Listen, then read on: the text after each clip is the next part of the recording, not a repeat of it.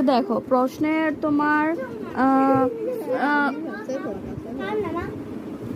13 নঙে থাকবে কি অ্যাপ্লিকেশন। যদি অ্যাপ্লিকেশন থাকে আর তুমি না পারো তাহলে কি করবা? অ্যাপ্লিকেশনের প্রথম যে নিয়মটুকু দ্য হেডমাস্টার, তারিখ, বিষয়, এইটুকু লেখার পরে এখানে যে স্কুলটার নাম লেখা থাকবে সেই স্কুলটা দেবে। এইটুকু লেখার পরে তো তুমি মুখস্থ বিদ্যা তো এইটুকু পারো যে স্যার লেখা পরে কি লিখি?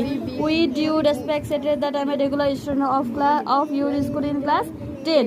হ্যাঁ, এইটুকু লেখার পরে যদি তুমি কিছু না পারো তখন এখান থেকে লেখা শুরু করবা।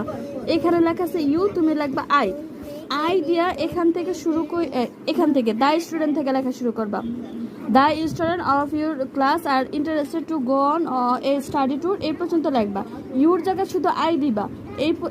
এখান থেকে আবার এখান থেকে এই পর্যন্ত লিখবা।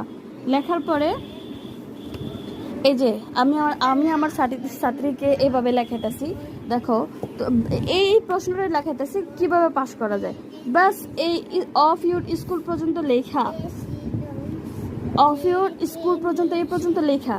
এখান থেকে এই পর্যন্ত শুধু ইউ লাগবা না, ইউর জায়গা আই দিবা। এখান থেকে এই পর্যন্ত লেখার পরে এই যে এই পর্যন্ত লেখার পরে তুমি I therefore pray and hope that would be kind enough permission to go on a study tour.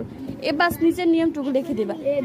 এই নিয়মে যদি তুমি দিতে পারো 10 থেকে তোমাকে 9, 7, 8 হলো দিবে বা টিচাররা এরা দিতে বাধ্য। এটা থাকবে কত নঙে? 13 নঙে।